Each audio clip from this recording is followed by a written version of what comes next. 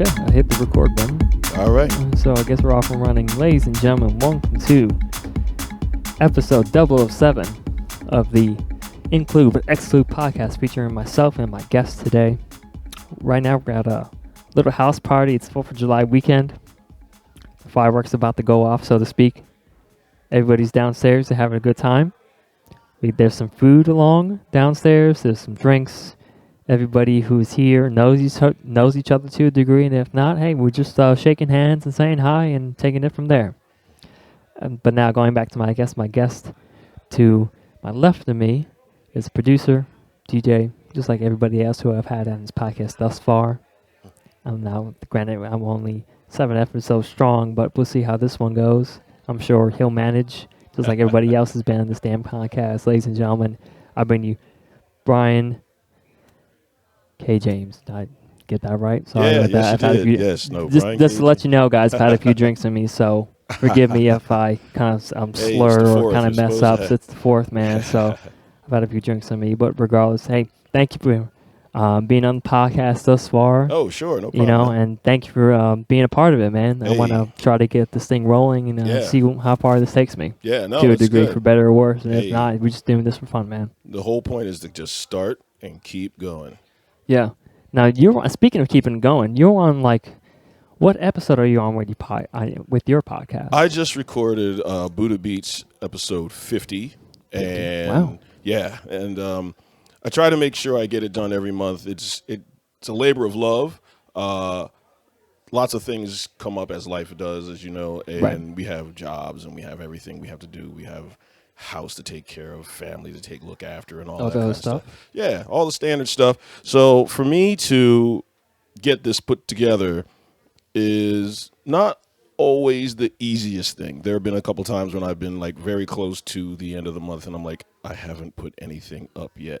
I understand. I mean, right. Just to set the mood, we're upstairs at Shannon Elizabeth's house, Felsy's house, I guess you could say, or whomever's house, and we're upstairs in this little small room. Brian's a pretty big dude. I'm a tall dude just as well, so we're kind of working with what we got, so to speak. Yeah. But we're doing it, and we're going to keep on doing it. Sure. Now, Brian, I have to ask you the question: where did you grow up at, man? I grew up not too far from here. I grew up in the Willow Grove area. Willow Grove. Born and raised in there, and went to Upper Moreland School District. So there's lots and lots of people, and now, I've been busy trying to get my music out, working on DJing and everything. But I grew up here. I'm literally 10 minutes away from the house I grew up in. Oh wow! No, really, really. Yeah. Wow. Gotcha. Now, what brung you to DJing? I mean, you could have done X amount of career paths, I would imagine, but why did you stumble upon this hobby and or this career path? I got exposed to DJing at a very early age. I got lucky to go to my cousin's house. Lives in Delaware. He was going to a friend's sweet 16 birthday party, and I happened to go. I had begged my mom, hey, can I just tag along with my big cousin? Okay. And she's like, well, he's older and he's going to be going places that you probably shouldn't be going just yet because you're not old enough. And my aunt said, no, it's okay. I know the family. Go ahead. He's going to be fine. They're there. They're going to be keeping track of the kids. Right. We get over there, and they had a DJ, and they had an MC going. And funnily enough, lo and behold, it was DJ Jazzy Jeff and the Fresh Prince before they got big. Gotcha. And I'm standing at the So I'm standing at the edge of the table where Jazzy Jeff is playing. Okay. At the probably ripe old age of 6 or so, somewhere in that neck of the counting? woods. Right. And Jeff is just doing his thing, and I'm watching. And I just was in utter amazement. And I was just like, I have to find out how that works. At that young age, I was just like, that is something I would love to figure out. Fast forward, I'm 16. I'm finishing up my job for the day, and one of my buddies, my coworker, was going, hey, we're going out. So I was like, okay, where are you guys going? He's like, we're going to a club. And I was like, really? Where's this? He's like, well, it's in King of Prussia. I was like, okay. Had never been to any club before this. I went home, because I didn't go with them that night. But I asked my parents. I said, "Look, is it all right if I just want to go hang out with the guys You get the after permission. work?" Yeah, of course. Try to do things the right way. Legit. And they're like, "Okay, fine. Just be careful." So next Sunday rolls around. We get in the car and we go to this club, and it was an under 18 kind of thing.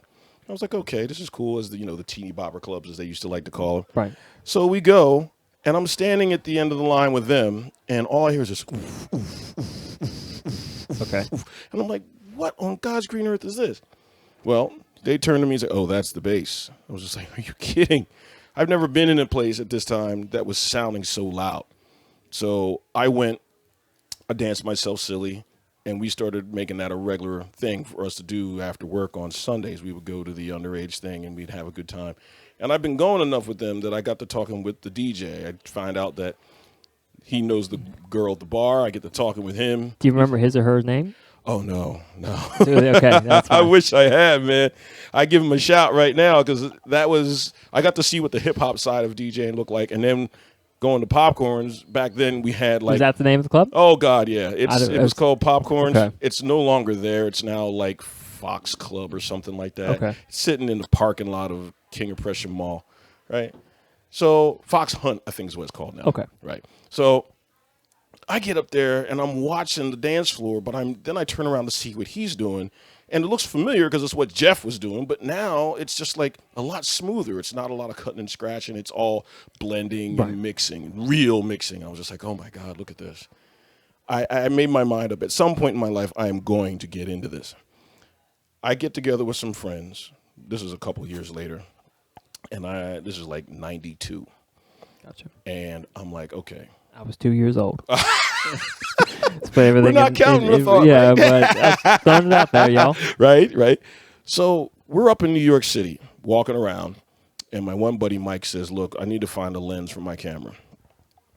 And we go on this little hunt for his lens, and I'm like, okay. This is a little scavenger hunt. Right. Yeah, he's going to find his lens for his camera. I'm like, all right, cool.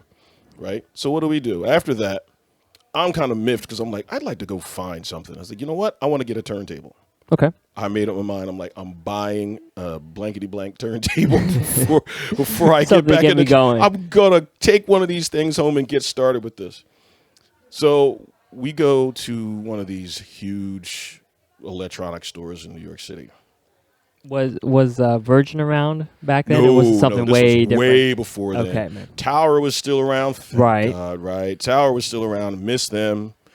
But we walk into one of these New York-style electronics places, and it looks like a humongous bazaar, the place. And I was like, okay. So get in there, and I talk to the guy, and I'm asking to buy a turntable. He's looking at me like, you want to buy a turntable? I'm like, yes, I want to buy a turntable. And he's telling me it's like $450 some odd. I'm just like, I'm hearing $250. And he's like, but I'm like, I'm hearing $250. And I managed to talk him down to $250. Nice. We left. Bargaining game. Yeah, right. Went to an ATM and pulled money out, and then went in. And I said, okay, we're going to open up the box to make sure I'm actually leaving with a turntable, not just an empty box with some cinder blocks in it. Could have fell from the truck for all you. Yeah, for all I knew, right? So got the turntable and came out, and I lugged that thing all around New York while we were still walking around, and took this thing home, hooked it up, and the record that I wanted to play, I had already bought. Records. Yes. That was the thing. Yes, it records. Oh, I still have them. I have every last one I've bought. I've never given any of them away. You have a turntable anatomy shirt on you to kind of again paint the picture. Yes, So there you go. I was ecstatic. It was already like 12:30 in the morning, coming home from New York with my friends. I go upstairs. I unplug everything else, hook up the turntable, find a little mixer that a friend of mine gave me. Okay. And I plugged it in, and I put on the very first record I ever bought. It was sold to me by Josh Wink of 611 Records at the time. No shit. And it was Give It Up by the Good Men. Classic. That's before me. I wouldn't know about that, but I trust me, your bro. word. You put that sucker on, people be like, "Oh my God, I remember." What was that this. track? Was it more like Acid House? Or No, was it was more Tribal like House. Tribal It was House? Tribal Okay. House. Yeah, Gotcha. it has the Barracuda drums in it, man. If I put it on for you right now, you'd be like, "Oh, this one." I'm This like, all the "Yeah, shit." this song right here, exactly." But that was the start, and after that, I started going to 611 on a regular basis. I got to know Josh and Nigel and King and Daz and Blake and Just to clarify, 611 was a club, or was it? no 611 Records on. Okay. Yeah, 611 was a record store on the corner of. There's this little alleyway in the middle of 4th Street. Ooh, sounds interesting. Back when it was there. Yeah, and it was right on the corner there. Right next door was a club called Fluid, probably one of my favorite clubs of all time. Definitely heard about that place. Yo, some of the best talent on the planet has floated through that place. But I was going to 611 Records, and I was buying Gabber back in the day, hardcore. That's going to come back, just like drum bass. Watch. Watch. Give it like 1 to 2 years. I'm telling you, I'm ready. I got classics. But I was buying everything I could out of there, and that was the beginning.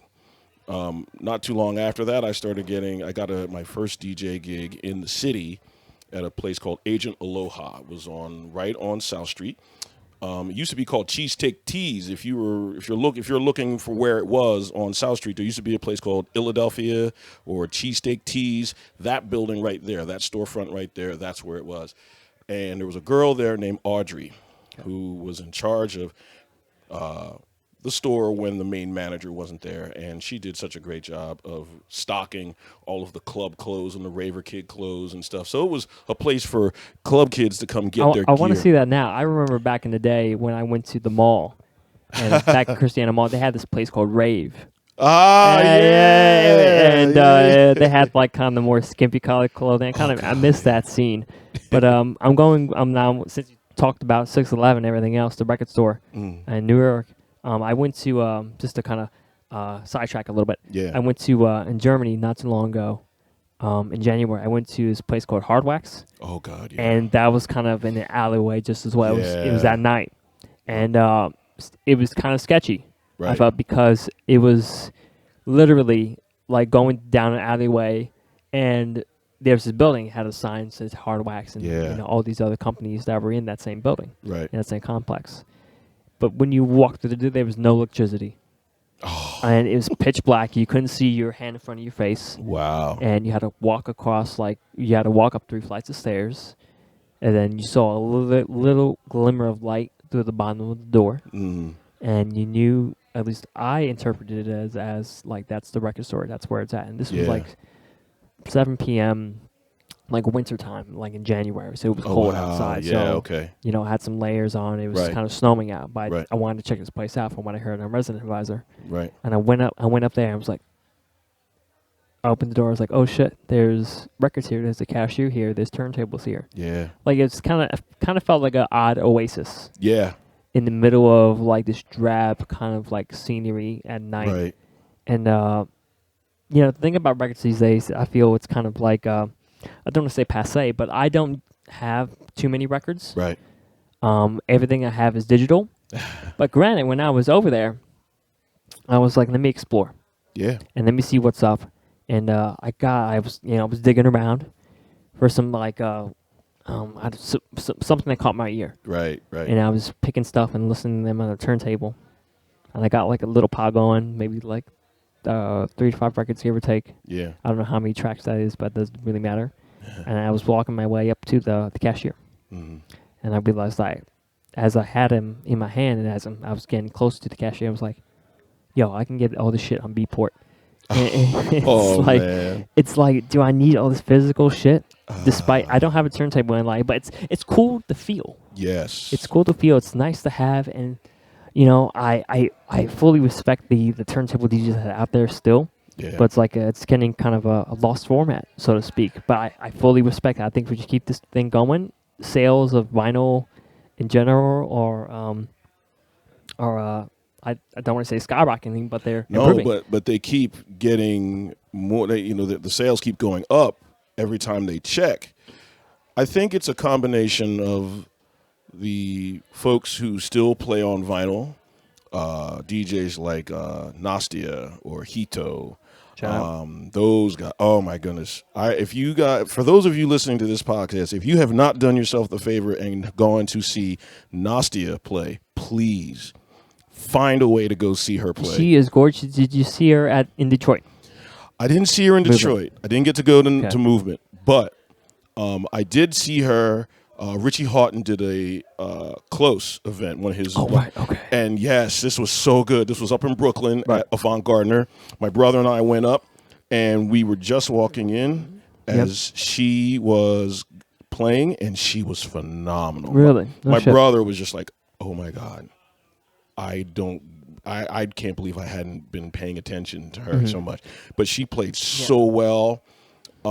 I've been talking with her a little bit on Instagram, so that was a lot of fun too. She's very, very responsive, very receptive person, but she enjoys her privacy, and I always give her privacy. Gotcha. She is a phenomenal woman. Oh God! She's she's been on the cover of Italian Vogue. Yeah, for goodness sake. So just to do that is a feat unto itself. Yeah. And she had, I remember, I followed her on Instagram as well, and she had a little period where she needed her space. Yeah.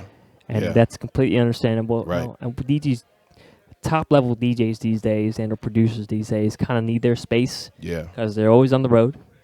It seems to be.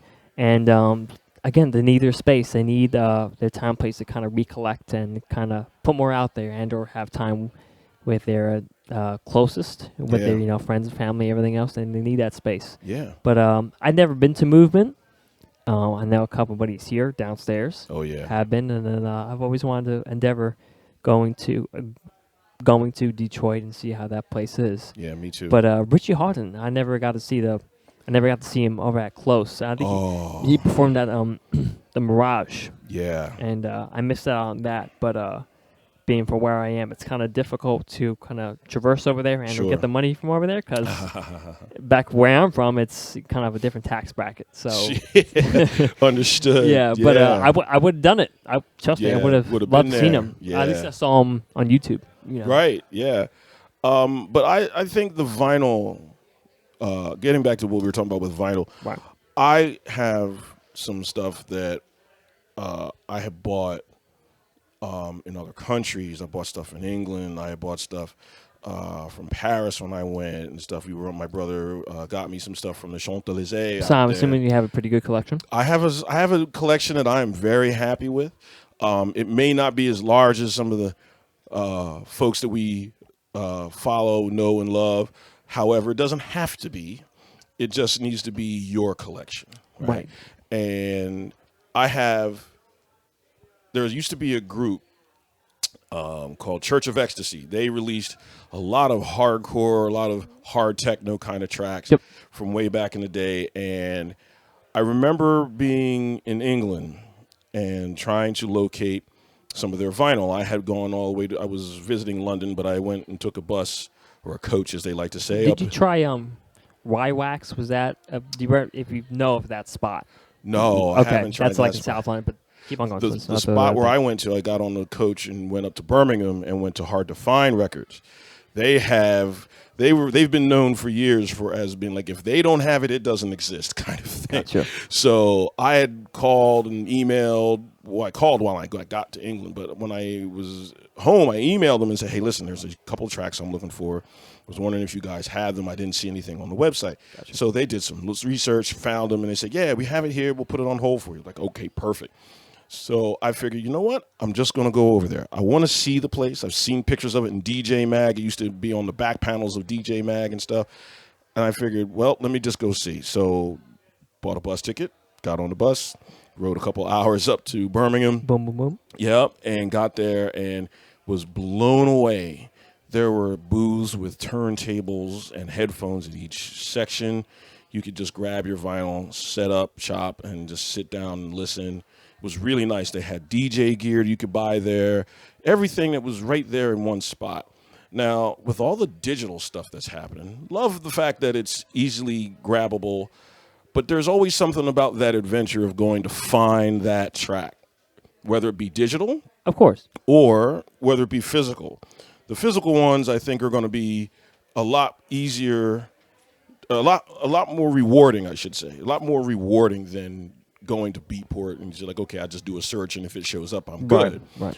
But when you've actually had to spend some money and some time in a vehicle, in physical space. Yeah, in physical space, leave the house, IRL, in real life, go someplace to go get said track, to then stand there and be holding it and be like, you know how long I wanted this song, and here it is, it's in my hands. There's been quite a few moments for me like that. Back in the day, and you're going to hear me say back in the day quite a bit, but back in the day. Throw in the back. Yeah, right, throw it way back, right? Nostalgia. But back in the day, there was a group in Philly called the Reflective Crew that I got made a part of, with Imrai and Vincent and Masa and a whole bunch of the crew from the rave days in Philly.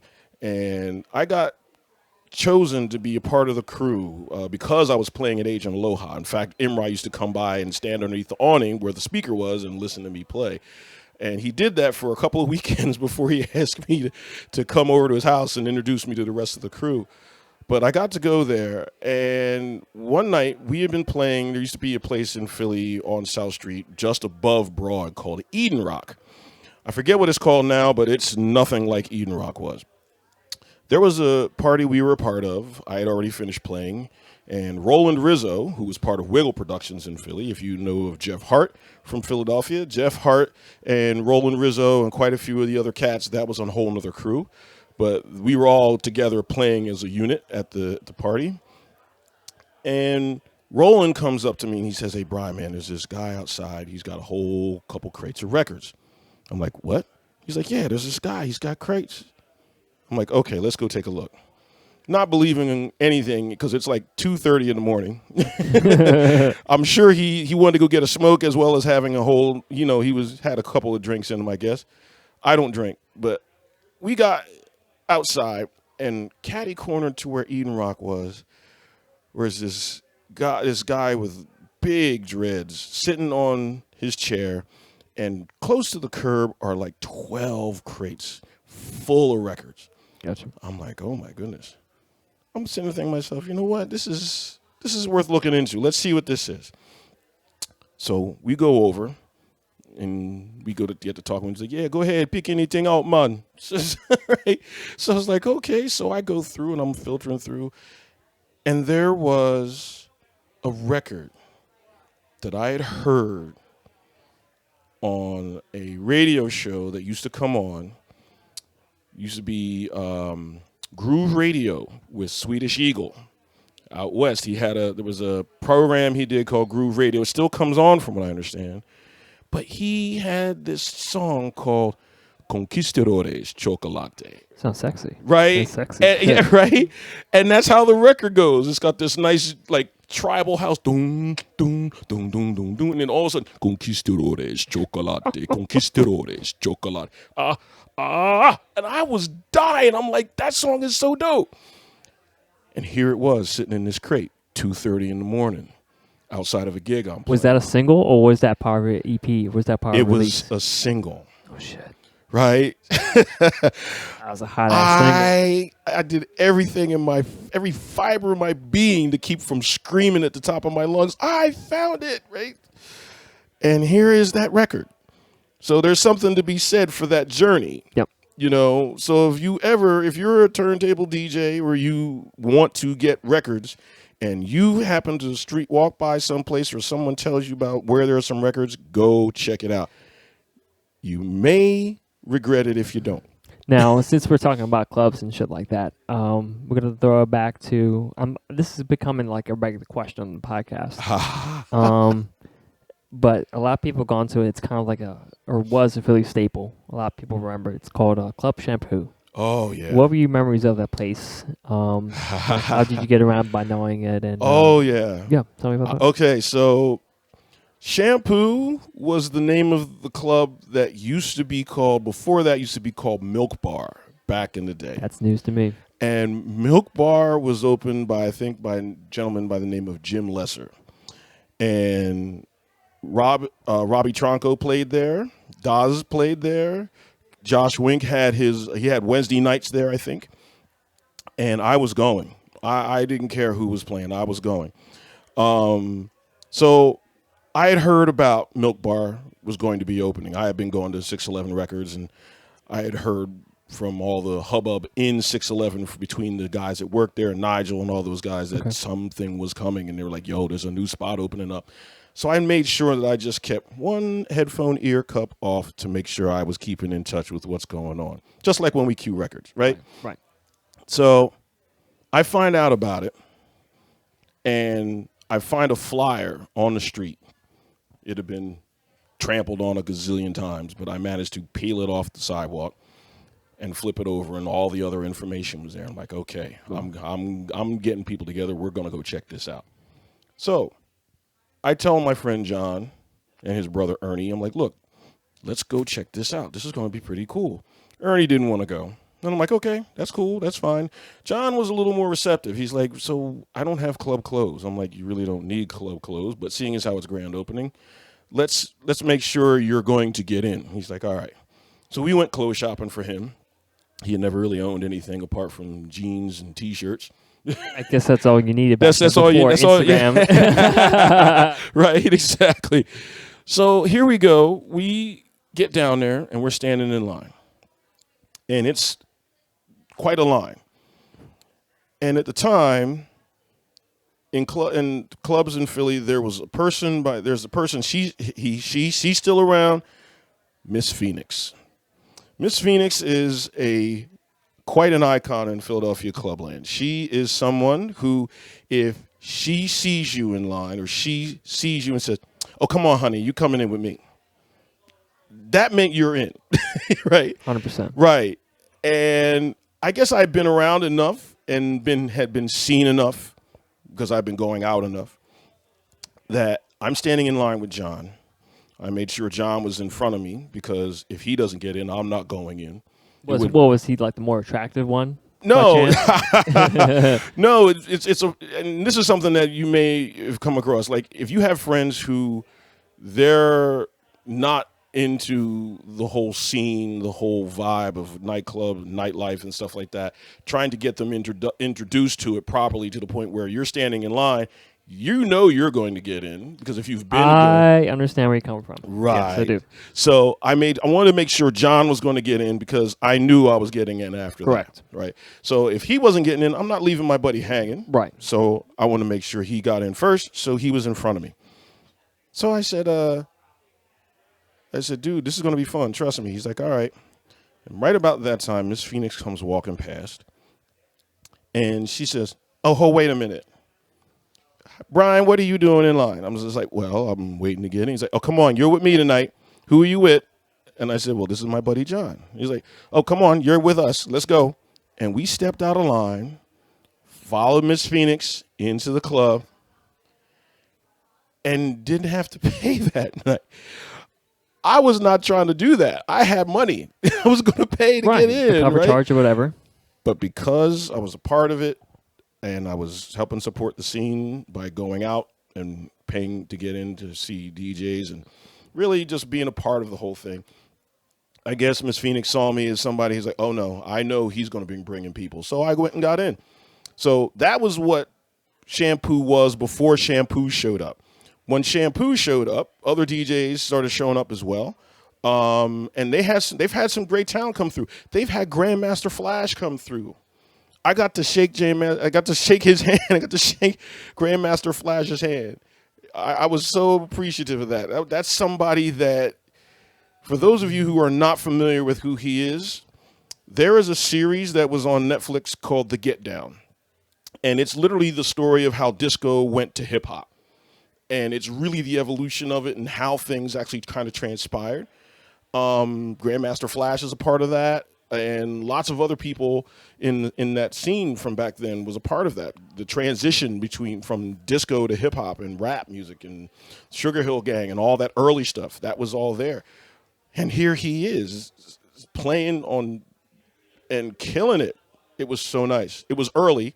We had gotten in early, but there he was. Yeah. And that was when Shampoo was around. Lady Kiera of Delight. she's come through. She was playing a jungle set, Yep. and she killed it that night. I got in through Shampoo when they were playing hip hop. Okay. I wasn't there when Robbie Chunkel was playing there and Josh yeah. Wink was there. I got in a little bit later. Okay. But I still remember being in line on those cold December nights Yes. trying to get in with seeing these women in like mini skirts. Right. Just shivering their ass off. Please don't tell me. Trying to get in. Right. Yeah. I'll say no more. Yeah. But you found Shampoo through a little newspaper. Yeah, the That flyers. A flyer thrown in the wind. And what I'm trying to hark to now is, we're kind of missing that through digital media, which is understandable. Yeah. Putting ads on Facebook for whatever event. I still make flyers, man. Yeah, I like the physical kind of presence of a flyer. It Yeah. reminds me where I'm at. That's how I found this one event. Well, I'm sorry, this event that was going to be when I was in London. Okay. On my last day, coming back from XOYO. Oh, in wow. London. I got to talk to you about that. I want to Okay, know about that's that fine. place. Yeah. We'll talk about that on or off Yeah. mics. But XOYO, it was a memorable night that night. But I remember coming back from. Oh, Jesus, this is leaving me now. Actually, I think I was getting ready to go out to XOYO. Okay. I'm trying to think back. This is taking it back a little bit. I was hungry, so I was getting something to eat. Mm-hmm. I wanted to go to McDonald's. Right. And I got my McDonald's and everything else, whatever order. I think it was like a #1 Big Mac, whatever the fuck it was. And it started to rain as I was walking back to my hotel. It was a little bit of a walk. I'm an athletic kind of guy, so I'm like, I can fucking do this shit. Right. Just wear the right stuff, my rain jacket, whatever, I could Right. do it. Well, on my way back to the hotel, I remember seeing this flyer for this party that was going to go on and everything else. Right. And I remember pulling it out from like a street post. Mm-hmm. And I remember seeing the flyer. It said Truth. I still got it in my bedroom. It says Truth, 2,000 ravers, 16 DJs. And it seemed like an event that was going to be popping. But Right. I did some research after that, and it never came to be for some reason. Oh, wow. But I missed that presence of a physical flyer, just like putting yourself out there. Yeah. And what I wish to happen for, at least in my head, I want to see more DJs and producers putting physical flyers up as if they were graffiti on the streets. Like if I were kind of like big, Yeah. and if I decided to put myself out there as a duo, as a group, or as a Right. DJ, whatever, and if I wanted to promote myself, I would kind of take it seriously to the point where it was like graffiti. Like I would go out there to like these big buildings and kind of like tag it. Like, Right. could you imagine like Full Theory being like on like the bottom of like a Full Theory logo being behind or below the Ben Franklin Bridge? Ooh. You know what I mean? Something Yeah. like big like that. Something sizable, right? Right. But I miss that physical presence of media these days and among the digital format. And for goodness sake, Facebook crashed yesterday. Oh, really? Yeah, they were having some issues with photos and uploading stuff like that. Huh. And kind of makes me feel that, a physical presence is still needed. Yeah. Just as much Yeah. as going out or, Yeah. getting that record that you, just Right. stumbled upon or whatever. Exactly, yeah. No, I can understand that. I had no idea Facebook went down. I use Facebook. There's still some things about that I'm just about. However, I agree with you. I love the physical feel of the flyer. I have a whole box that I have in the basement with all the parties that I've gone to, all the flyers from them. I even have albums where I've taken the ones that not only I've been a part of, but the ones that I was on as a DJ. And I love the looks of the flyers. Like back in the day, there was Buzz in D.C. It was a party that was always happening. What's the buzz? What was the sound from Buzz? Oh, Buzz had like Scott Henry was there, so there's house music and stuff there from Scott Henry. There were breaks. Quite a few DJs from Baltimore would come through. It was a sweet, sweet thing, and we had a whole bunch of people like me, and there's a gentleman by the name of Mark Hug. Shout out. And Mark, also known as Tape Recorder in some respects, but Mark and I and Monica and Monica's sister. This is the crew of friends that we used to like just go partying, and like we would go to all these different states to go partying. And we went to DC and it was a buzz party. And I had never been to a buzz party. But we were driving all over the place and picking up people and heading down to Buzz. So once we get there, it's in full swing. Scott Henry is on. We've walked in, and like I think like 20 minutes after we walked in, Scott Henry's taking the deck. So we were just It was jamming. Yeah, he went all in, and it was so nice, and it was all vinyl. There were no CDJs at this point, and lots of people were dancing. Everybody was just having a blast. Motherfuckers with skill. Right. Right. And it was so awesome. And like in another room was drum and bass. Okay. You know, I don't know who was playing. I was trying to see who was playing, but it was a thick room. Right? It was hot. It was mad popping in there. It was just crazy. And I was just like, this is exactly what I love about this stuff. Because I have been to quite a few parties with Amanda and Joey and Mark and Monica and all these other folks that were part of the scene at the time. And we started just getting together and hanging out. We ended up going to Buzz, and we didn't know anybody there, and we just started talking to people. Right. And that was just something that was so awesome. Like, you could go into a rave party and know no one and come out knowing half the people in the building. Yeah. If you did it right. You know, if you went up and said, hey, how you doing? I'm Brian. I'm from Philly. Where are you guys from? It's like, oh, we're from here. You know, this is a great party, such as, and people would just talk. Brian, thank you for telling me that helps me. That I should have done that last night. That's okay. That's okay, man. It happens. But that is a thing. And like nowadays, people are very cliquey, very selective, lots of, you know, influence from social media. I understand. And all that. And I get that. However, parties like the one we're at right now, kind of, if you don't know somebody, just say, hey, I'm Brian. How are you? I'm from so-and-so. And that's how it should go. And that's how that was back in the day. And I loved that. And social media has kind of, as they like to say, sucked the air out of the room to some degree in that respect. And it's like, I'd rather just, if I'm going to text you, I'm going to text you. I don't need to go on Facebook to talk to you. I just want to talk to you. I'm going to send you a text, right? But so much is done over social media now. Like, you can't get on social media. Almost too much. It's too integrated. Oh, no, I'm going to say it's too much. Because anything I've looked at that was having to do with a product of some sort, now every time I go on Instagram or Facebook, there's more ads about said product or similar product. I'm like, I don't need that. So I just tell them, no, that's not an ad I want to look at. Basic shit. That's all. Yeah, exactly. I just want to communicate with people. I don't need to do anything else. I'm good with it. Let's keep it moving. But yeah, I love the physical media. I won't get rid of my decks, my turntables. No. What do you have, 1200s? I still have the 1200s, the original 1200 I started DJing on back in the day. I still have them. And I do have a pair of Pioneer CDJs that I play on. And that was helpful to learn. I learned them from Hesh Donnerstag. Hesh is an amazing dude. He's the guy that got me to go to Ibiza. Shout out. Which, yeah. I remember him talking to me about that. Oh man, it was such an amazing time, and I need to call him, and I'm gonna do that. It's just been crazy at my end, but yeah, no, man. It's summertime. It's like everybody's doing their thing, everything full man. swing. Right, exactly. Yeah. But that was I started because I haven't stopped clubbing since I was 16. I still go. It doesn't matter who's playing. If I find an interest, I could tell by those Jinko jeans.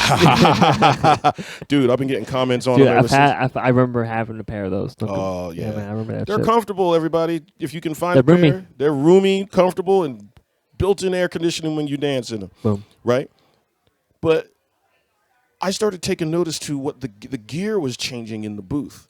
It was slowly ebbing away from vinyl by hooking a computer up to the decks and a little box that would convert the audio signal into a digital one. And that's when you would get something back in the day before Tractor. It was called Final Scratch. man. Final Scratch is the software that kicked all of this off. I started with Virtual DJ. Yeah. Yeah. There you go. Right. So you have Final Scratch, and then it led into Torque by, oh my goodness. Oh, wow, who made that one? I'm trying to remember. M Audio, I think, made it. M Audio made it. Yeah, that was their foray into the DJ software, and it worked for a good long while. And I remember King Britt using that for a long time, right? And then Pioneer started releasing equipment, and it was called a CDJ. You would load a CD in the front, and you would cue it up from your mixer. And for what I interpreted it as, it was their first generation of creating that software, so it was okay. Yeah, it was okay. So refined as it's it is not now. where it is now. No, it wasn't there then. But there was only one other company who had been doing anything like this, and that was Denon.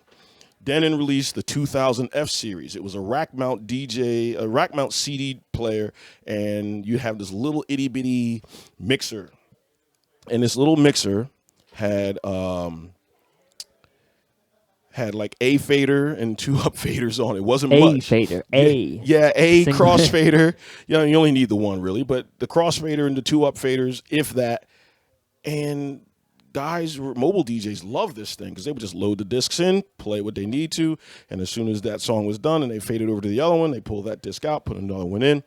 So that led to everybody running around with CDs, these big CD binders and books that people used to run around with. In plastic. Oh, God, we got to cover them up, man. We right, got to protect them. Yeah, right. So all of that. And you can still see people that have like CDs in their like visors in their car. Right, in the cars and shit like that. Yeah. Stuff like that.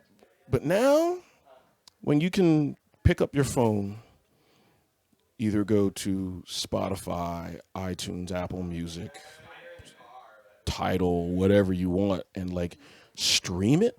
Wow, that's becoming a thing just as well. Streaming right. Shit.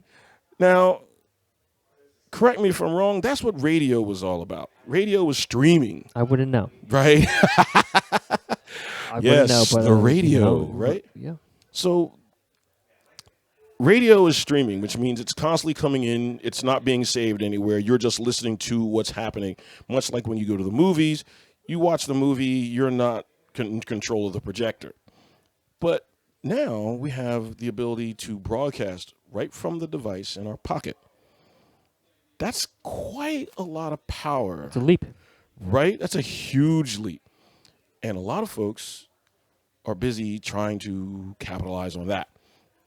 I'm a part of a group, as you've mentioned earlier, Fold Theory. I love these guys. That's Carlos and Ashley. And they're actually downstairs. It's more than just Ashley and Carlos. Oh, yeah. Oh, I know. Okay. Yeah, I know. I'm thankful to be a part of this whole thing. But this is, I'm trying to get back to where I was back then, get in a crew, help build the scene, get people involved, get people interested, and throw good parties, throw safe parties for everybody. Men, women, throw parties for everybody. And have people just come out and dance and have a good time. It doesn't need to be all this tension that we keep building up with all the other crap that's going on around. So that's what my main goal has always been, to give back to Philadelphia for all the fun nights I've ever had. I used to go to the Troc. One of the first techno DJs I ever got to see was a DJ by the name of Kit Kat, Japanese DJ. Yeah, this is like 1990 we're talking. This is before me. Right? So Kit Kats and John Tripp, DJ Tripp of Trip. I know Trip Sound. Yes, Trip Sound. Yes, that dude I know. Yes, he was DJing at the he was DJing at the Troc, the Trocadero, which is sadly getting ready to close. Yeah, after all this time, man, that place is. Sadly. Yeah, it's crazy. It's sad as all hell too, but it's kind of to be expected. Yeah, kind of sort of. Seemingly but the Trocadero's been there for a while. Yes, they weren't in and out like 1 to 3 years. No, they've been in there in a long haul. A little while. Yeah, and that building is listed as a kind of a monument for Philly, so they're not allowed to tear it down. which is really I did some homework on it. There's a lot of stuff online you can look up about the Troc, and one of the things is it's a historical building for Philadelphia, and it's actually there's not allowed to be certain kinds of modifications to it or something like that. There was a whole thing about it. But I was there because they changed the dress code at Delaware Avenue. Okay. Delaware Avenue had lots of clubs back in the day, and there was Egypt, which showed up way later. Yeah, right? And 2 blocks over was the Warehouse. It was called the Warehouse. And me, Greg, and Darren and I went to school together, and Greg went to a different school, but we all lived in the same area in Willow Grove. So we all hung out, and we decided to go down to the Delaware Avenue to go dancing. And the owner came out, and we knew who he was. We'd seen him before tons of times. He always greeted us at the door to come in, and they changed the dress code. And he's like, listen, guys, he said, I'd love to let you in, but we have a new dress code and a door policy. I'm just like, oh, man. All right. And we weren't clearly dressed for it, so there was no way he was going to let us in and not the people, and the people behind us who were probably dressed would look at us and be going, excuse me? We got dressed, and these guys didn't, but you're letting them in? Right? So we left. And Greg says, hey, I think I know where there's something really dope going on. Let's go check this out. So you think that the dress code was intentional for some kind of like just to get there more are people times into when I've thought that.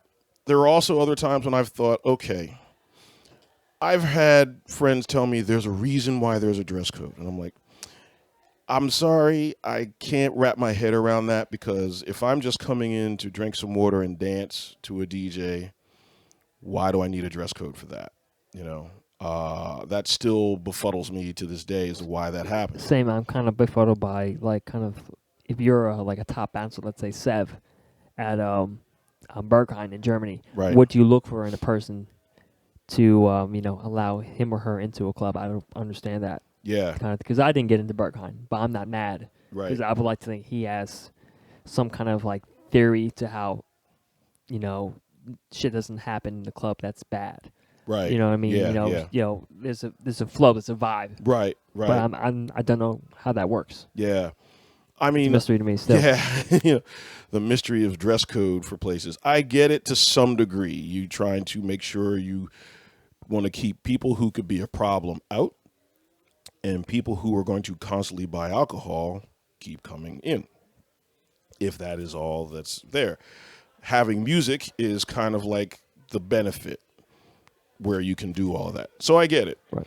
However, we decided, okay, let's go wherever Greg was saying he wants to go. So Greg gets in the car, and he drives us over to the Trocadero. We park the car, and we walk over. Yep. Did you have to pay for parking back then? Yes. Yes, we did. Pay for parking. Yeah, that parking. PPA, motherfucker. Man, come on. So we actually did that. It was crazy back then. So we go over, and we get patted down at the door. Oh shit. Okay. Yeah. But that's understandable. Yeah. I understand that Yep. part. Yes, I totally understand bouncers needing to pat people down. I get that. Agreed. No problem. We get in, paid $5, and then walked in, and it was sensory overload. Instantaneously sensory overload. So we walk in. For those of you that have never been to the Troc, imagine a very large theater, almost like a stage where you would go to see a play perform, something like that. Okay. Minus the seats. And where the sound man would be is where the bar is. And there's a massive dance floor in front of where a stage would be. And on where the stage would be is a gigantic movie screen. And they're showing lots of crazy visuals and whatnot. Right. And there is this incredible music just pouring out of the speakers. And here it is. It's like early techno. It's like all the rave stuff, the chipmunk style, real fast breakbeat stuff. It was all that stuff from back in the day. It was just classic. It was going at like full speed. Full speed, man. It was easy, at least 160 BPM somewhere in that neck of the woods, right? But the floor was packed, severely packed. Trying to get across it was a task. It was hot. Right. So Greg and Darren decide to go figure out what Raver Girls are all about. I immediately headed to the dance floor. And I was just like, I know what I'm doing. And I got on the floor, and I just got lost amongst the notes that were playing. Everybody was having a great time. People started coming over. It was like, hey, how are you? Where are you from? And I was just like, there's that vibe. I missed that vibe, that whole vibe of camaraderie that the rave scene always brought. Whereas club scenes are a little tighter. People are a little more cautious to some degree. Right? I understand. So I'm like, okay, this is dope. I'm having a great time. And the music just kept getting better and better and better and better and better. And things are winding down. I needed to take a break. Darren is trying to talk to the bartender, and Greg was talking to some girl. I decided I'm going to go find a way to get to the DJ booth, which was up where the balconies would be. So I managed to get up there. It was a little bit of an adventure. Yes, it was. To get up yes, there. having never been in that place before, on that, this was the first time I'd ever been in there.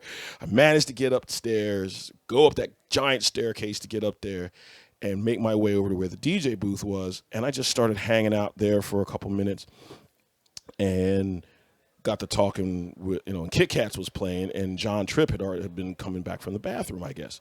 He comes back and he's like, hey man, how's it going? I'm like, yo, were you playing just now? He's like, yeah, Kit Kats just jumped back on. And I was just like, you guys have been tearing it up. This is so good.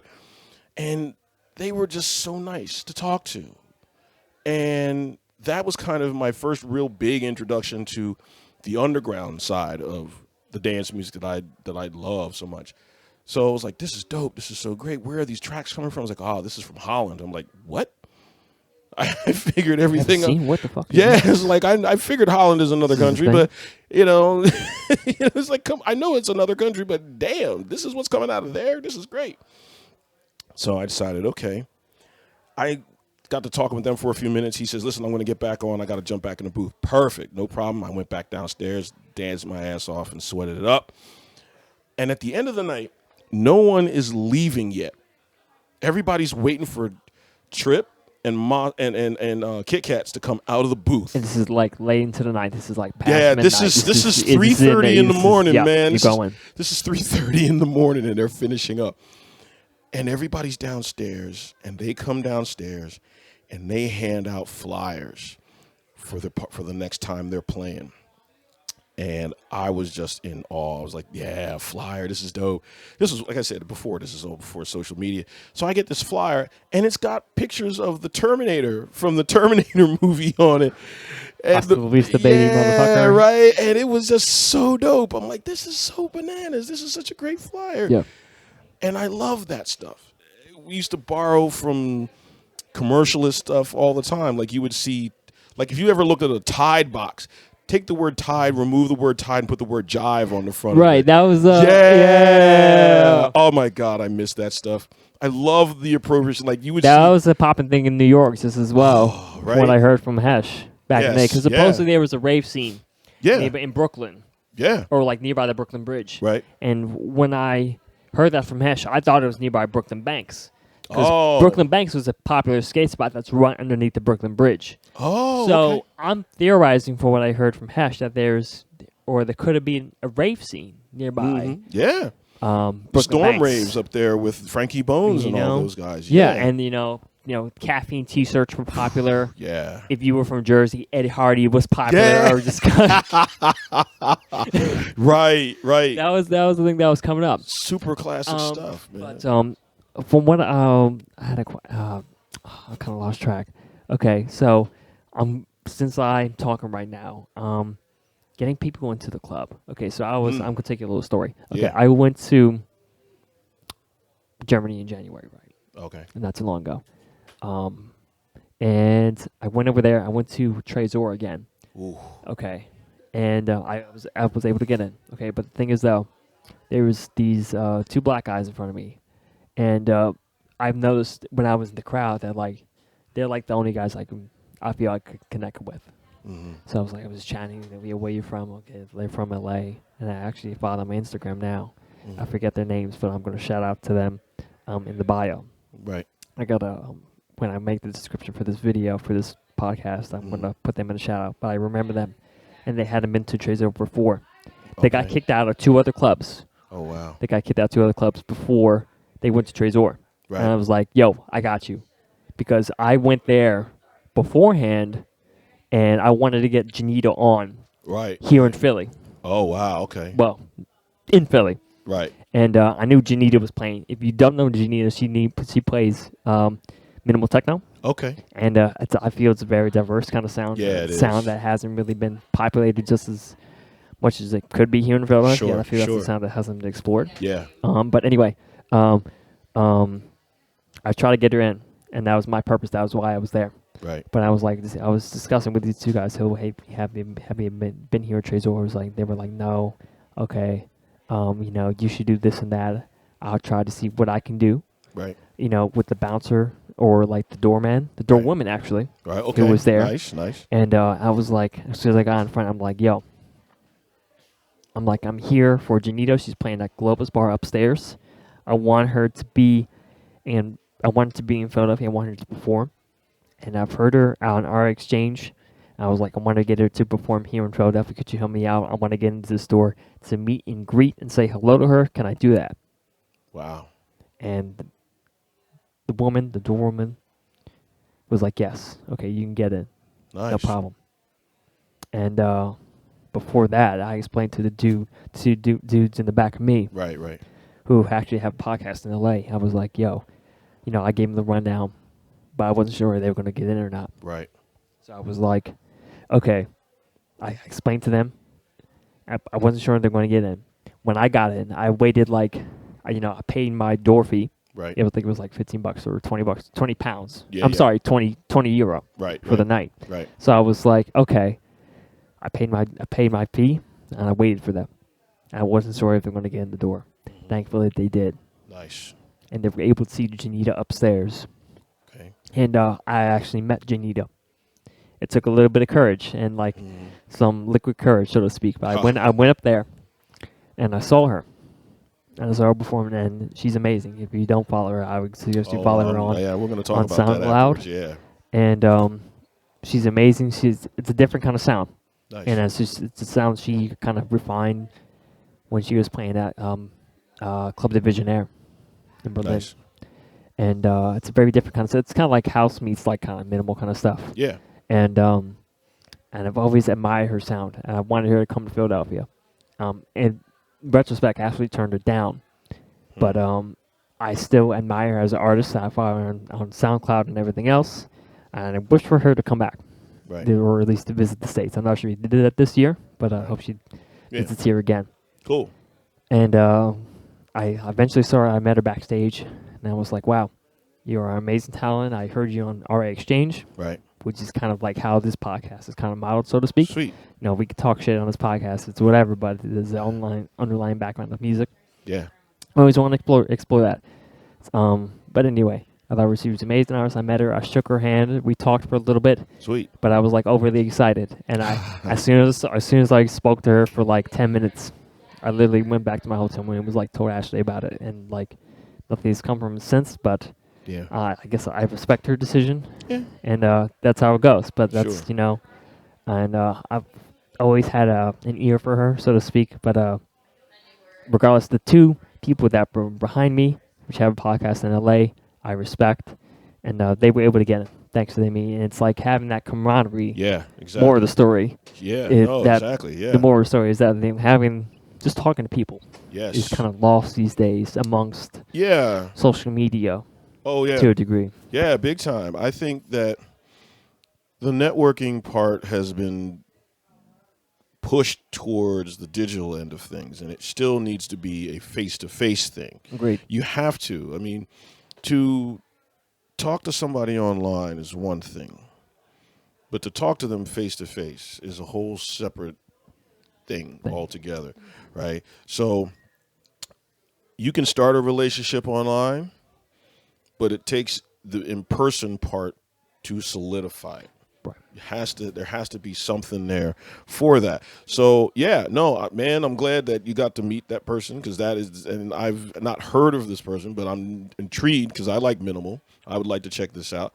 But I got to meet quite a few people I wanted to meet Nastia that night when she was playing at the Mirage or Avant Gardner up there.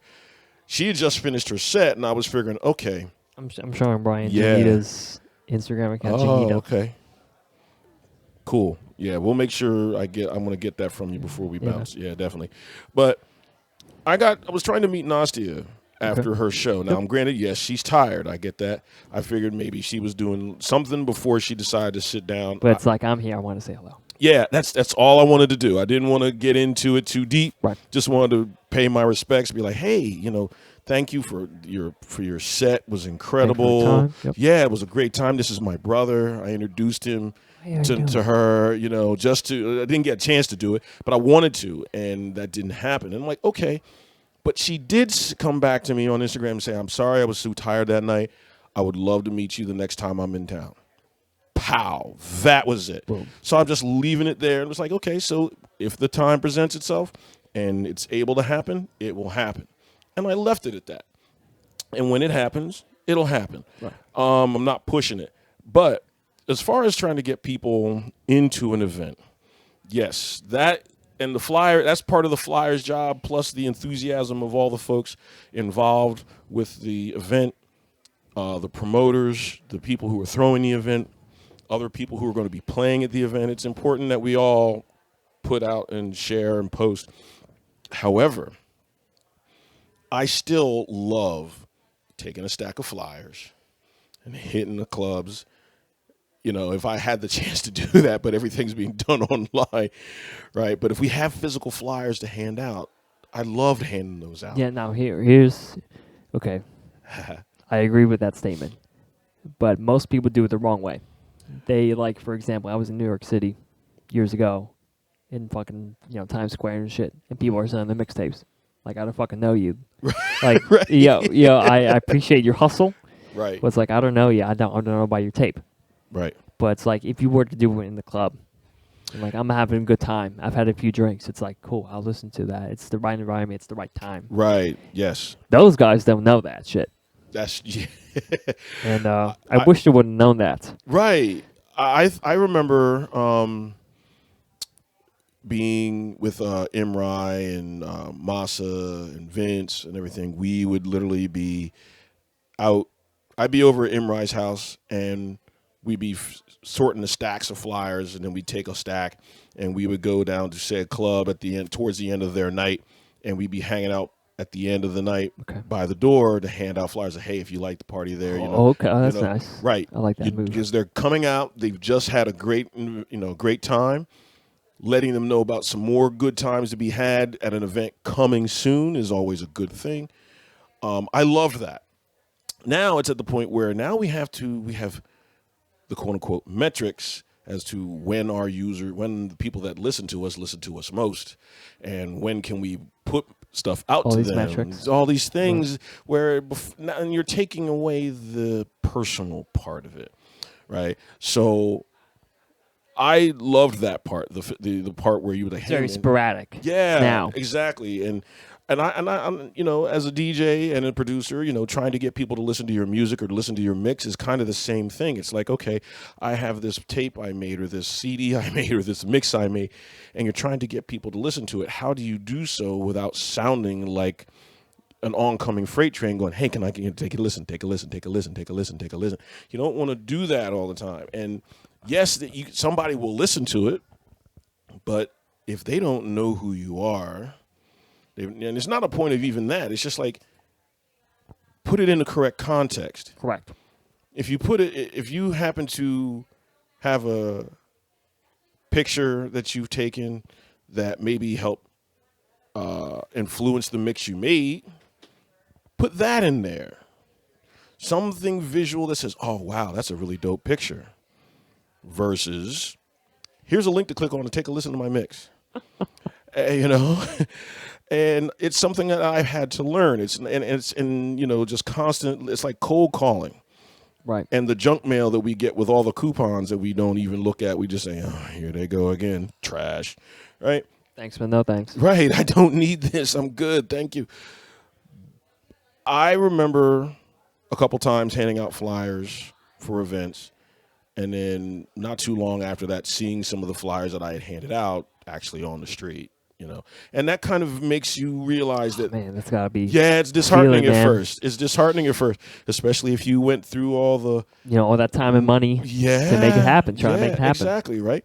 So a lot of you're hoping that people appreciate the level of effort you've gone through, but if you don't put it in the correct context, they won't get that whiff of work that you put into it, the amount of effort and time and dedication that you put into it, right? So trying to find that happy medium where you can do that on social media as well as in person, so if somebody shows up to your event, let them know about whatever else is coming. Make sure that they feel welcome. Make sure they feel safe.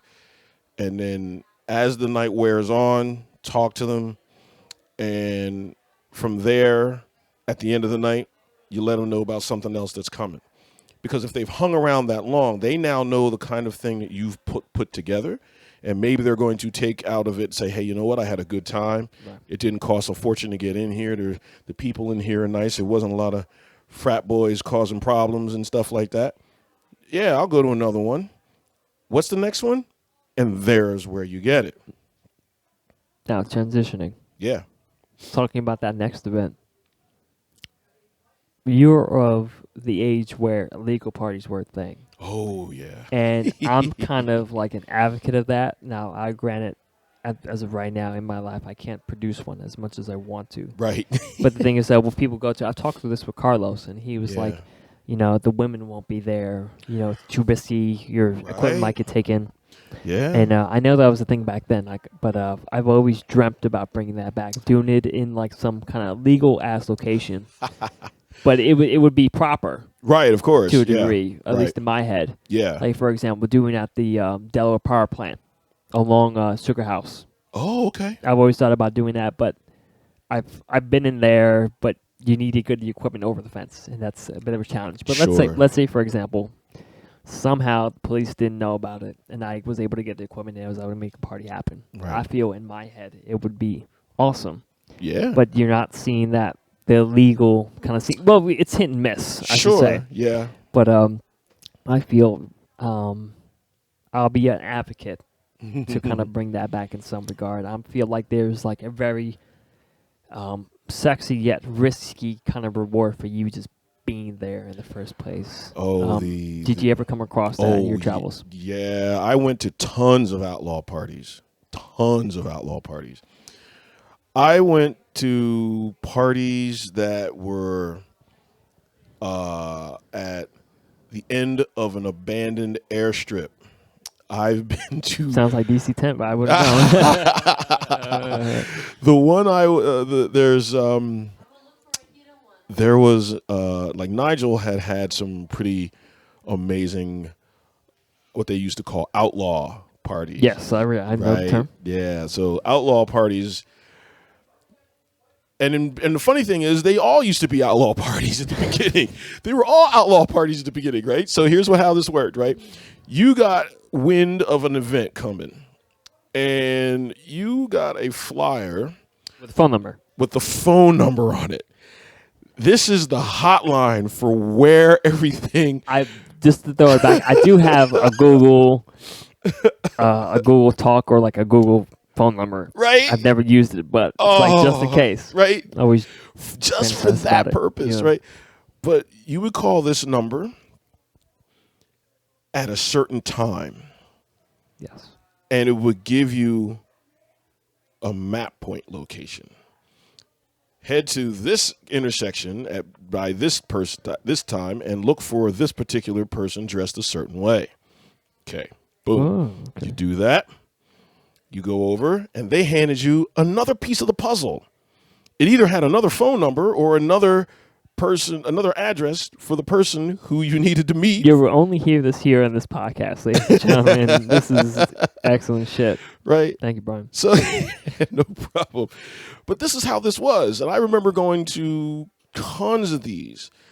There were some that I went to in New York City.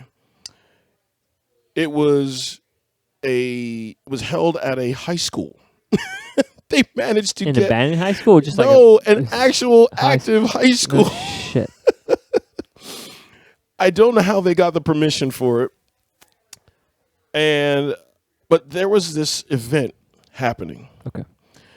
And my friend April, we both went to the same high school, and we got to talking much after high school because we had no idea we were both into the same kind of music until way later.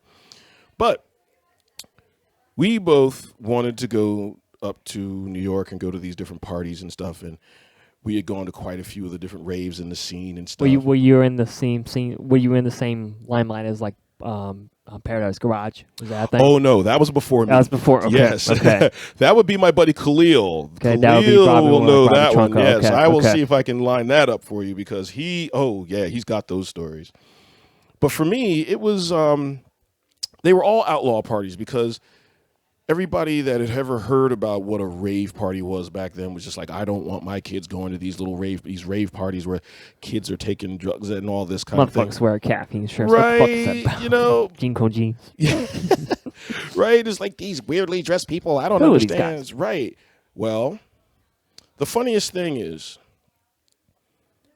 all of those parties were illegal to some point. It's trying to get a permit for an occupancy for a certain amount of time, plus insurance on top of that. And these are only things I learned about way after the fact, right? Yeah. But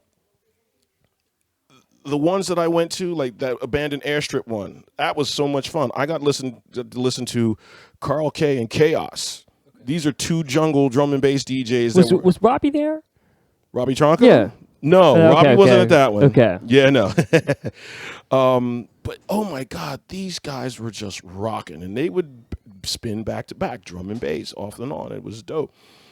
Nigel Richards was playing there. Josh Wink had come through. There were some other people who I can't remember off the top of my head, but it was me, my friend Justin, and quite a few other people. We'd all packed into a car, and there was a line of cars on 95 with hazards on, all in a row.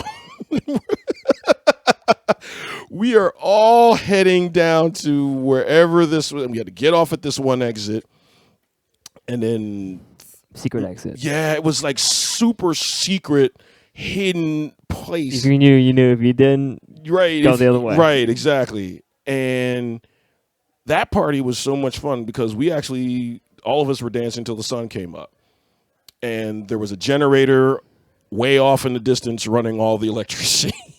Big one. Right, and there's like some abandoned little house. And it turns out it wasn't abandoned. There was this old man that lives in there. But here we are bumping music out in front of where this guy lives. He had no problem with it, apparently. Apparently, the guys who were running the party had gotten permission, and he was cool with it, I guess. But it was not where you'd ever expect to have a party, ever. And this was in Philly. The New York one was a lot of fun because Lady Kiera showed up. Lady Kiera was there, yeah. And we got to talking with her and chit-chatting and whatnot, and that was really a lot of fun. And that party was a crazy party. They had like techno DJs. They had, my goodness, they had drum and bass was popping at the time. And I think, who did we have come through? I'm trying to remember who they had on the flyer, but whoever it was killing it. Now, how did you find the flyer in the first place? Would you just? I had gotten the flyer at 611. Okay. I had gotten the flyer at 611 first, and flyers back in the day, folks, had tons of phone numbers on them. It wasn't just one. No. Shit. Man, I'm telling you. Okay, so if you picked up if the party was in Philadelphia, it had phone numbers for New York City. It had them for D.C. It had it for Virginia, as far as Virginia, some of them, and all the way to all sides of Jersey. And even if you were coming from So wait, it's like if you called one phone number, it could have been in one spot, but if you called another phone number, it could have been another. Was it like kind of like backups? Like if the party got busted, let's say for example, you could go to this spot. No, it wasn't backup parties. These were the hotlines to either purchase tickets or get directions to where the party was going to be. But the main number was the map point number, and the map point. Did you know that number from looking at the flyer? Yeah. Yeah, okay. There were some numbers that you would look at and like, oh, I know what number that is. I don't remember them off the top of my head, but I remember like there was a 215 and another number another prefix that was like very rare at the time. Okay. And if you saw that number on the flyer, like, oh, this is an illegal that was party. the number. This is the map point number. That was the good number. And it didn't say on the flyers what number this was, but everything else underneath of it, all the other numbers were hotlines to how to get tickets and directions to get to the party. And I have DC flyers that have those on them. I have flyers from New York City and all these. And back then you had to use a physical map. Yes. But the atlas, it was like fucking 50 pages deep. Real, man. I got to flip through this shit. Yeah. Where's 95? Where the fuck am I? Yeah. And it was, and what was even more secretive about it, at certain points during the night, the voicemail on the phone number you would call would change. So it would change. It was really something. Like the voicemail where you would, the voice thing that you would call would change. It was so dope. And you would never, ever lose out. It was it was always there, man. I love those days. Those days were so much fun. However, knowing about parties now, they're advertised so well. Shout out to Shannon Elizabeth, by the way. Hey. Shout out to Shannon. Right? But the parties are advertised so well. You'll get these slick digital videos and ads and things, and they're beautifully done. And that's all well and good. I love those. That's the tease. That's the enticing part where you want to come in. But I love getting flyers. I collect them. I have a pretty hefty collection. And as far as flyers are concerned, since we're talking about flyers, one of the flyer people in Philadelphia is a man named Andrew Davidson, also known as Under. UNDR. Way before Flickr ever showed up. It's news to me. Way before Instagram. Yeah. Oh, God, yeah. Maybe before MySpace, perhaps? Oh, God, yes. Oh, man. Yeah. Okay. This is before, like, AOL. Yeah. This is probably around the same time as AOL, or close to the little floppy disks you would get in the mail. You remember Netscape? Yeah. Not that many people do. Yes. Oh, yeah. Oh, I remember Netscape, and I remember NetZero. Alta Vista and all that stuff, and Lycos. And, I surprisingly remember that too. Right. But this, all of that was, all those search engines, nothing beats that physical flyer, right? That physical flyer you get. If you read that shit. Yeah. Like, I guess it's like a record to some extent. Exactly. It gets you fucking excited for what's might happen. Yeah, exactly. You want to see what's going to happen. That's what's missing these days. Right. So now you can go online and listen to what that DJ sounds like, and if it's something you want to jump into, you can say, yeah, okay. And people still, want to go off of a name, and that's great. But if somebody hands you a flyer, even if you're not going to go, keep it. Somebody worked hard on that. Lots of blood, sweat, and tears goes into making them. A lot of creativity goes into them. Some time, man. A lot of time is spent trying to get a flyer correct, make it look right, and advertise the party properly, right? So it's a really important thing. That's an art form that is becoming lost because of the digital end of it. You can animate them now, and that's fine. However, having that piece of paper in your hand that says, oh, look at this party, this is dope. Right. I can't wait to go see so-and-so. I want to see this person, that person, or what have you, right? That kind of thing. It's a real important thing to go out and get involved in the parties. Right. If you're able to. Yeah, I agree. You got to put that presence out there. Yeah. just as well. And having that kind of like presence, is even for the legal party potentially is like is more fun to it, and just having that flyer there is just like Yeah. kind of representative of what can be, what could be, Oh yeah. just as well. Let's see. I'm just lost track. I gotta be. You want a beer, by the way? You somewhere else? Oh, I'm good, Somewhere brother. else? I'm good. I don't Gotcha. drink. So. Okay, gotcha. Yeah, you remember. Yeah. Sorry, I've had some That's okay. drinks. That's okay. Gotcha. But we talked about safe parties. We talked about one thing I didn't talk about. You were alluding to earlier, which I kind of noted down was our tape deck DJs a thing? It's kind of like Wow. Oh my goodness. I've seen some clips on YouTube of like people using like actual like cassette players and kind of like wow. messing around with those things. I'm not I've sure heard if of you it. I've not had a chance to look into that, but I've heard of it. There is an important movie that I think anybody who's into music, let alone DJ culture, especially hip hop, but there's a very, very important documentary that I think anyone who's into dance music at all, of any shade, should see. It's a movie called Scratch.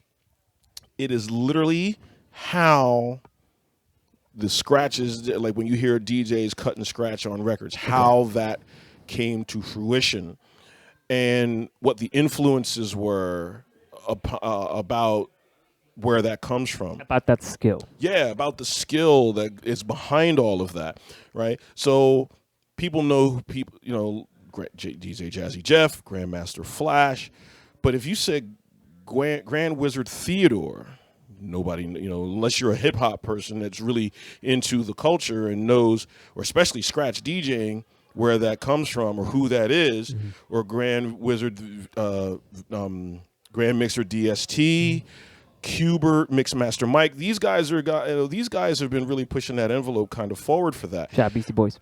Oh God, yes. Oh, I got a whole thing about that. Yeah, yeah. What you got to say? Bug out to Mike all the time. Love that segment. No, 3 MCs and Mike. Do you see three MCs and one DJ? Yeah, that was my track. So dope. Short. It was a short track, but but it was dope. Awesome shit. Right? But the reason why this documentary is important is because, like most of the music we all listen to, there is some part of that music that has happened by accident, and it wasn't supposed to happen the way it did. Wasn't supposed to turn out the way it did turn out, right? So this is what I mean. So like some of your favorite songs out there, folks, weren't supposed to be recorded the way that you now know them and love them. Right. If you were to ask some of them, they would be like, yeah, that song wasn't supposed to come out that way. There was supposed to be 2 extra verses, or there was supposed to be this other stuff that was supposed to happen in it. Such is the case with a DJ, right? So back in the day, Grand Mixer Theodore is in his room practicing. His mom comes in the room, tells him, listen, you need to turn that stuff off or I'm going to turn it off for you. But what he hadn't realized that he had done was he had put his hand on the record to stop the record while his mom was talking. And when she left, he lifted his fingers off the record and it continued where it left off. And it was right at that point that he figured, well, wait a minute. I was able to stop the record exactly where I needed it. Let me try this again. And he went back and forth with this. And that's what became the beginning of where the scratch came from. The reason why this is important is because that's something that happened by accident that has now turned into a worldwide global art form for people. And businesses. And full-fledged businesses, right? So that little accident spawned into what's now turntablism, and companies like Phase, or I think Phase is the product. Newmark Gemini? Yeah, Newmark Gemini, and like all these companies that make scratch-style mixers, 2 channels, right? All that kind of thing. That is something that started because somebody put their hands on the record where if you were a kid, your parents always told you, don't touch the record, right? You'll wreck the record, right? Mess that up. Right? You'll mess up the record. Okay, I don't want to buy a new one. That's just expensive. Right, right. So scratch DJs buy doubles. They'll buy, or maybe even Yep. fours. They'll buy four copies. I never heard about fours. I always heard about doubles, but not fours. Wow, if they keep, really like that track. Right, exactly. Because you know you're going to play it, you're going to beat it up, but you need to be able to have something to save for later. Right. But they would buy doubles of the same record, so they'd be able to spin it back and forth and cut it, which is why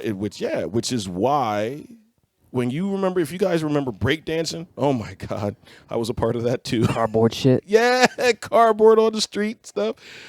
Oh my goodness, I was doing it in school back then, man. Did you ever see breaking? Yeah. Oh my God. Broomstick and shit. My favorite part of breaking is Turbo outside with the broom breakdancing to the numbers. Signature scene. If you haven't seen that movie, I think that's even part of the fucking trailer. Oh my God!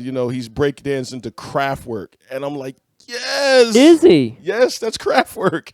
That's Numbers by Kraftwerk. No, Tour de France. Sorry, not Numbers. Tour de France. Still, like they're out. Yeah, it's Kraftwerk, but it's Tour de France. Tour de France is coming up, by the way. Saturday. It's Saturday. Okay. Yeah. But First leg of it. But that whole thing was incredible. And all of the DJs that worked in these areas, like Qbert learned how to mix from watching Mixmaster Mike. Mixmaster Mike got influenced by watching the premiere of Rocket with Herbie Hancock on TV. In fact, a good chunk of DJs that are turntablists and cut and scratch DJs from back in that time period, that was the pinnacle moment in their existence of saying, hey, guess what? I need to learn how to do that. Yeah. Right? And you'll learn about all that in that movie. It's called Scratch. It's a really incredible documentary. Highly recommend you go check it out. There's lots of documentaries like that. There's, was it? I can name some off the top of my head, but yeah, my goodness, there's quite a few of them. Flow. Like there's one of the more recent ones was Carl Cox and Martin Garrix called What We Started. I remember that. You can get that on iTunes. Talking about digital media. Yeah, right. And I remember I'm not sure if this is in relation to what you just said, but the Swedish House Mafia kind of like documentary. Oh yeah, they had that. Yeah, that was like the opening shot with them on the fucking speedboat. Oh God, yeah. I remember the other one. The other one is Better Living Through Electricity. Was one. Got me on that one. That's a really good one. There's even a VHS videotape one that some of the folks from Philly were a part of, like Nigel and Josh and King. I have on VHS tape. I can't remember the title of it off the top of my head. Put that in the fucking frame. Yeah. Frame it like, man, you want some old school shit, motherfucker? Yeah. I got this shit. VHS. Oh, you don't got that? You got what? You got? You stream your shit through Netflix? Oh, I got VHS. I got like a brick fucking plastic thing. Can you do that? This thing, I remember buying this at 611 Records. Okay. And I was just like, you guys are on it, right? And it was just like, yeah, we got interviewed and everything. And I'm like, what are you upset about? And like, well, it was okay. But I'm just like, look, dude, whether you realize it or not, and I said this to Nigel at the store, I was like, whether you realize it or not, everyone is looking up to you guys. Josh, King, Nigel, Daz, all those guys. You guys are getting looked up to by all of us. We're keeping eyes on you guys because you guys are making it. Josh tours the planet all the time. I love talking to him when I get the chance to talk to him. I went to tons of parties he played here in Philly, and I would always try to talk his ear off. I imagine you were at Wingtown. Yeah. I was with Callan. Shout out to Callan. He's downstairs right now. Man. Callan. He was... We were at Josh Wink just as well, and he was nearby the front, and it was kind of, the night was winding down. It was like 2 or 3 a.m. Right. It was like, we were, okay, everybody's kind of leaving. It was hot, so people are leaving now. But Josh played his last song. But the thing is, though, I think, in my perspective, Callan requested a song for Josh Wink to play, and it was Higher State of Consciousness. Yes. And he played it.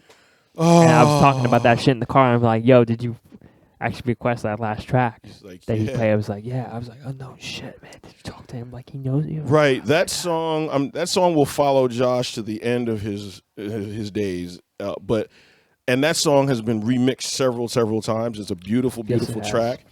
I remember being in I think it may have been Milk Bar when he dropped that. Quick question: is Milk Bar related to Milk Boy? I don't know. I do not know. I mean, I heard about Milk Boy later on. I don't know if it's any relation. I haven't seen or heard from Jim Lesser in God knows how long. So if it is, then that may be the case. But I do not know. But Milk Bar was a tremendous space. It was dark. And That's what we need. Right, it's all we need. And the lighting setup that they had for Milk Bar was incredibly well done. Everybody was there to get down, and that's exactly what happened every time I went in there. I even got my picture in the newspaper for dancing at Milk Bar. Oh, shit. I was there. My friend Tina Bruner, or now Tina Keefe, I may add. She got married. Tina and I decided to go hang out one night, and I said, listen, there's a spot I want to take you to. I think you're going to have a good time. She's like, okay. Yeah. So she's like, what's the dress code? And I was like, okay. So I explained it to her, and she's like, all right, great. So we show up, we get in, and she's like, oh, my God. I'm like, yeah, it's an intense feeling, right? You can feel that kick drum coming through your chest, right? If you can't feel it, something's wrong. Yep. Something's wrong if you can't feel it when you walk in the room. Go ahead. Right. And I had no idea that the Philadelphia Inquirer was doing a article on the club. And I'm up there doing my usual, dancing my butt off, having a great time. And here comes somebody talking to Tina. Now, I'm protective of my friends, especially when I take them out. I want to make sure, I want to make sure that they're okay. Yeah, it's like, you good? Anything I can help you with? What's going on? Something wrong? What's up? Right. So somebody comes over, some girl who comes over to go talk to her, and I was just like, hey, what's going on? And she goes, Brian, they want to talk with you. And I'm like, right. Well. And she goes, these guys are from the paper, and I'm like, okay, so I'm thinking city paper. I didn't realize it was going to be the Philadelphia Inquirer. Right? And I'm dancing, and they'd already gotten like 5 or 6 pictures of me. I'm like, okay. I said, can you guys send those to me? I'd like to have them. So they sent me in the mail. Yeah, because the email wasn't big like it is now. Okay. You weren't non-existent. Yeah, no, email was there, but it wasn't like we're attaching giant pictures to them and stuff like that. So they sent me the actual pictures. But I have printed I got my picture in the Philadelphia Inquirer, and they had asked me things like, so what's important about club life? I was like, sure, you need to meet the dress code, but you got to have fun, make sure that you show appreciation to the venue, the people working, as well as, and more importantly, the DJ. Right. If you're not having fun, the DJ is not going to do his best to continue to amplify it. You got to have that kind of thing happening. Otherwise, it's a symbiotic relationship. If the DJ is kicking it off, but the dancers aren't dancing, he's not going to be enticed to play anything further. Right. So you have to give the DJ your all to let him know how he's doing. And by not dancing, you're letting him know he's not doing too well. So sure, then maybe he needs to figure out something to get you guys moving. That's what you do as a DJ. But I had said this to the folks at the Inquirer, and they put that as the caption right underneath the photo. Awesome. So I was very happy with that. And Tina, when I get the chance to talk with her, we end up talking about that night and how much fun it was. And she was like, I remember them coming up to me going, is your boyfriend a regular here? And I'm sitting there myself, boyfriend, okay, wow. Thank you. Yeah, exactly. Thank you. I know it didn't happen, but thank you. Yeah. She married my buddy Mike.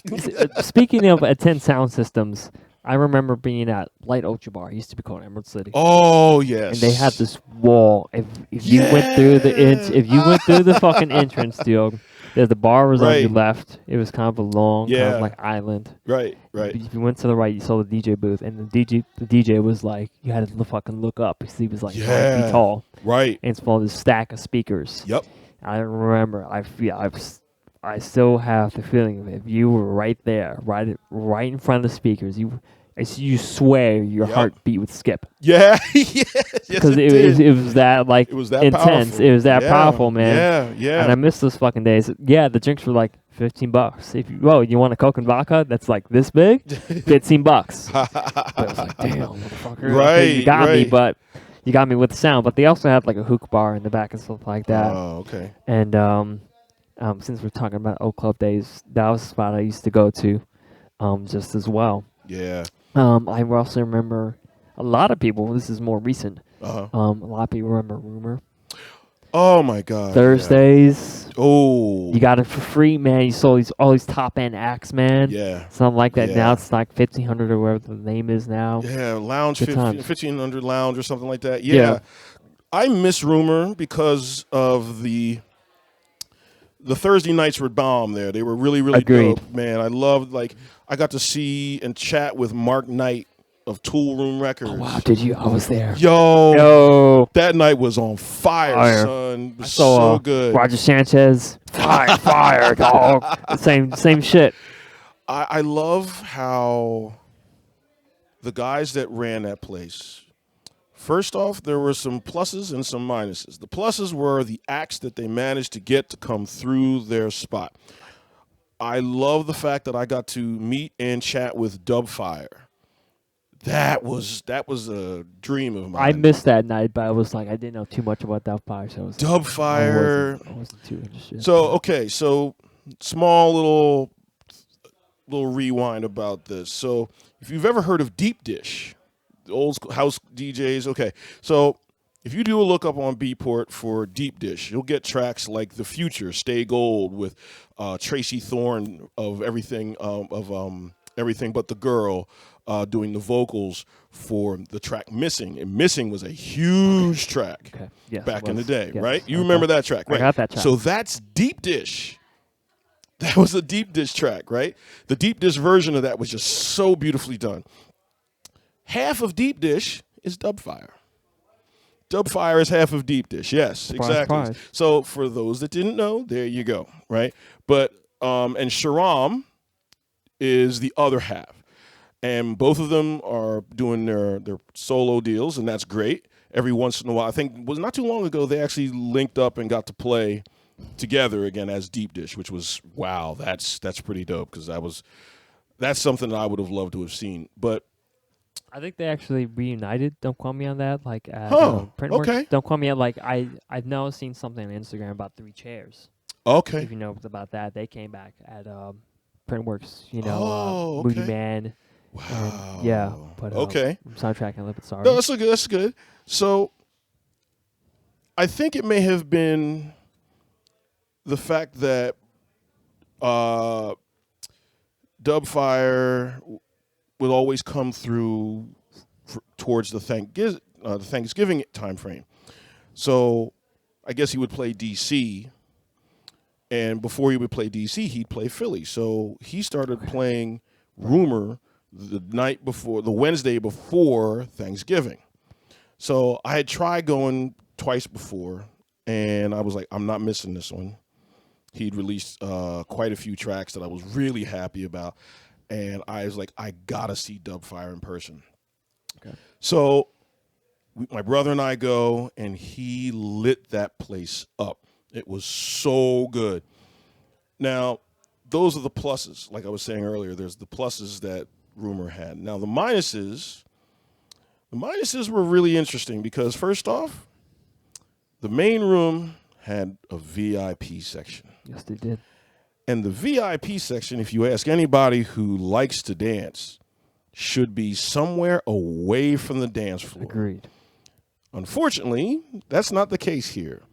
If you're staring at the DJ booth, on the right-hand side, a quarter of the dance floor was eaten up by these stanchions and areas. Velvet ropes. Yeah, velvet ropes and areas for people who seemingly have to sit down while there's insane music being played. I don't get this. However, I get it. I do get it, but it's just like I didn't come to see you. I came to see Dubfire. Right? And it just pained me and my brother and anybody else who was really serious about dance music or giving the DJ their all by dancing themselves silly. But this is a group of people who seemingly need to be seen at all times, or seemingly needing to be seen at all times. Right. There's a cameraman on standby. Right. Take pictures. Some you want to way, be on in some website? way, Sure. shape, or form, right? And it's one of those things. I really, really can't stand that kind of thing, and it drives me absolutely bonkers. I would love to have more places that do not have VIP sections. Agreed. Cannot stand that stuff. It just drives me absolutely nuts. I want to be amongst the crowd, and if you amongst the people. Yeah, people that are there for the event. People that for the music. Right, for the music, for the event, for the camaraderie, the unified issue of dancing and having a good time. I agree. Yeah. I agree. Did you know the doorman T-Fish? No. That was his name. He actually was handing out business cards at one point because, like, there was, of course, for rumor, there was a dress code to get in, right? Yeah, there was. And most of the time I thought that I remember one time I couldn't get in because I wore shorts. Oh, yeah. Because it's more formal. Okay, you got to look good. You got, make yourself look nice amongst the other beautiful people that are in there, supposedly. Right. But T-Fish, who was the bouncer there, was giving out business cards. And I felt if you knew him, if you got along with him, you were like, it was a good chance that you were going to get in. Yeah. And, he was cool. I felt, you had to, if you were in front of the line, you had to act right, of course. Now, granted, he'd check your ID, he'd check your ID, give you a quick pack down, but if you went through him, you got in. Right. And then from there, you went downstairs and into the main room. Yeah. And sometimes, of course, on Thursdays, they'll open up the vault. Oh, yeah? And they would have the go-go dancers and, like, all this, like, BDSM kind of gear. Like, doing the thing in, like, the hip-hop room leading into where everybody else was playing techno in the back. Right, with Fire and everybody else resided. Exactly. And I remember then, I would like to think some people who are here today remember this shit. Yeah. Because they had open decks. Yes. At one point. And I remember being there at one point, not knowing how to use CDJs, but I knew how to use Record Box. Or at least I thought I did. Right. And I remember Ian being there. Oh, wow. And Ian was like, yo, do you know how to use CDJs? But no, I know how to import my shit on the USB. Right. And I was like, this is my one and only time to use USBs. To use CDJ, sorry. Right. So I was like, let me try this shit out. But evidently, Ian was like, yo, if you don't know your shit, don't play it because the sound's going to cut off, super basic shit. Right, you should know now. Right. And if you do that, you're going to make a fool of your fucking self. And I was like, okay, this is not for me. And I was with a buddy of mine too. Right. And I was like, I wanted to show him how the scene is here now, relatively speaking, in Philadelphia as far as the techno scene is concerned. Right. So I was like, let me show him. Let's see if we can kind of figure things out. Let me show you how we get down here in this Philadelphia, having the Philadelphia scene and how it is kind of being portrayed worldwide. And people were dancing and shit like that. I really want to go on, but Ian was like, "No, you're not going to play." I understood why, but at the time I was kind of disappointed. But I understood why, because these people dancing, they paid money to get in there, and they're paying the bar these beautiful people to get in, but they get to play. But Ian was like, "Yo, I respect him to this day for him telling me this. Like, go find some CDJs." Yeah. And I didn't fucking know anybody at the time. Right.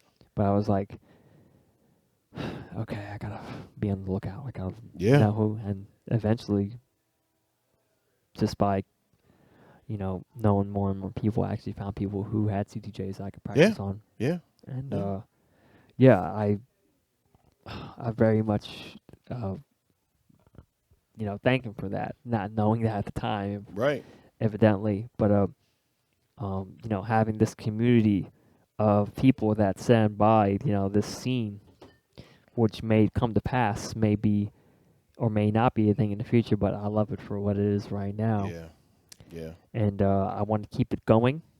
Yeah, I hear that. I really want to keep it going. Do you have anything? I can throw out more questions if you got to be anywhere. Like, Yeah, I actually should be okay, getting ready to gotcha. head Okay, out. no, that's fine. Okay, I guess we'll wrap this Yeah. podcast up. I think Yeah. we're like an hour 45 in. This is like Yeah. borderline becoming one of like the longest podcasts.